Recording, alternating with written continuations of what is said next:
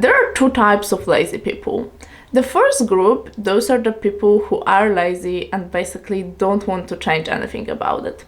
But this video is for the second group of people, and I used to identify myself more with them. Those are the lazy people who basically don't want to be lazy, but they are trapped in this laziness cycle, fueled by social media and nowadays lifestyle. I'm gonna share with you how I managed to break this cycle of laziness and how I prepare myself for deep work routine on a daily basis. And I believe that those tips can change also your life. Those will be all the things that I'm still working on, because the truth is that you have a choice of what you're gonna do with your life every single day, and consistency is probably something that matters the most. If you have any opinion on what I say, comment down below. And if you enjoyed this type of content and you wanna see my future videos, subscribe to my channel. The first and the last thing. I believe that the first thing you see in the morning and the last thing you see before going to bed are probably the most important ones, because this is how you program yourself, either for laziness and passive scrolling or for being productive and achieving great things in your life. A lot of people, when they wake up, the first thing they do is checking their phone, and the last thing they do before going to sleep is also checking their phone.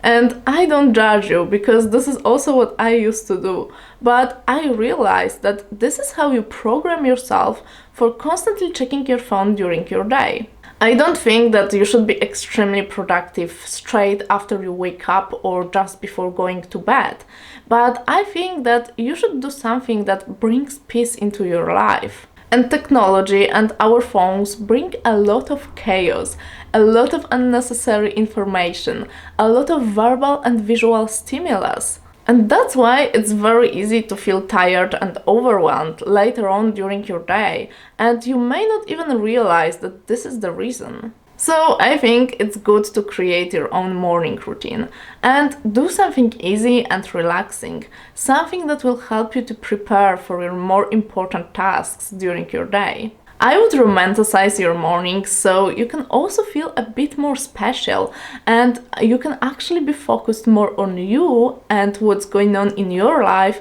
than on lives of other people. So it can be a skincare routine, it can be your breakfast, it can be just a coffee or tea. Those little things really make us feel more worthy. For me, it's drinking water with lemon juice, and it's also very healthy.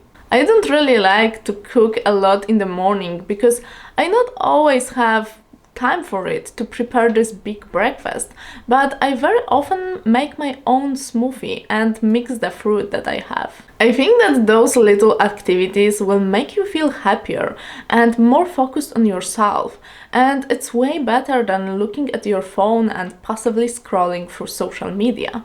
I think it works the same with your bedtime routine. You can take a shower, read a book, or even watch a movie. I think it will be way better than just checking your phone. Because if you check your phone before going to bed, you are also more likely to check your phone early in the morning, and then you are more likely to check your phone during your whole day. So this is how this vicious circle is created. I know what you may think. Not checking your phone is definitely not enough to be productive, but I still think that this is one and main thing that stops people from achieving this deep work routine. Because if you scroll on TikTok during your most productive time of your day, you're probably not gonna do anything significant that day. And at least this is something that I've experienced. Productivity period. Everyone has their peak productivity period during the day, and I think it's good to identify it and use it to your advantage. For some people it's early in the morning, for some others it's afternoon, and for me it's actually late at night. I don't know why, but I'm actually the most productive and creative at night, and I edited most of my videos at night. So it's different for everybody, but I think that there are a couple of things that you should remember to fully use your peak productivity period. So for me, the first thing that is very important is to have a plan of what you want to accomplish that day. And I usually prepare it the day before and I write it on paper, I leave it on my desk, so I am sure that I will know what to do and I will remember about all of those important tasks. I honestly believe in short-term planning, and actually this is the way that helped me to achieve most of my goals. I feel more goal-focused when I see those clear steps and clear tasks that I should do. And whenever I don't create my to-do list, I am less productive. Sometimes I don't even manage to accomplish all of the things that are on my list.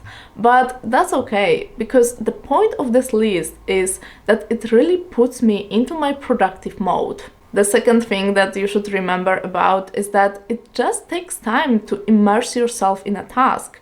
And that's why you should plan your study sessions or work sessions in a way that you have this time and you don't have to get distracted so easily. Because I know that it's a bit annoying when you actually want to focus deeply on your task and you are still actually thinking about all of the other things that you should do later on. Motivation or discipline? People say that you don't need motivation, you need discipline.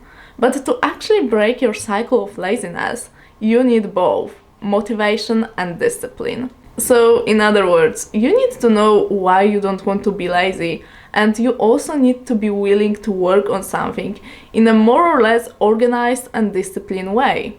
And that's why it is crucial to find your own purpose and find out what you want to do in life, because based on that, you can define your goals. When you know your purpose, you are naturally motivated, and when you care about your purpose strong enough, you will be disciplined about it. So all those things are actually connected, but I think that the base should be always your purpose and what you really want to do in life. And when you know that, it helps you to eliminate all the things that you actually don't want. And when you don't know what your purpose is, it's good to ask yourself questions like, who would I like to become? What would I like to do in the future?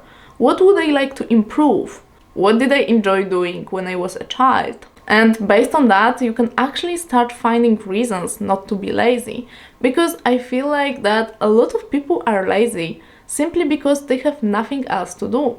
They don't have any reasons not to be lazy. Nowadays, everything seems to be so easy to obtain. You actually don't even have to leave your bed to check what your friends are doing, to order food, to buy anything you want online. Our lives have been programmed for laziness, and because of that, a lot of people cannot reach their full potential. But I think that you can escape that only when you define what really matters to you.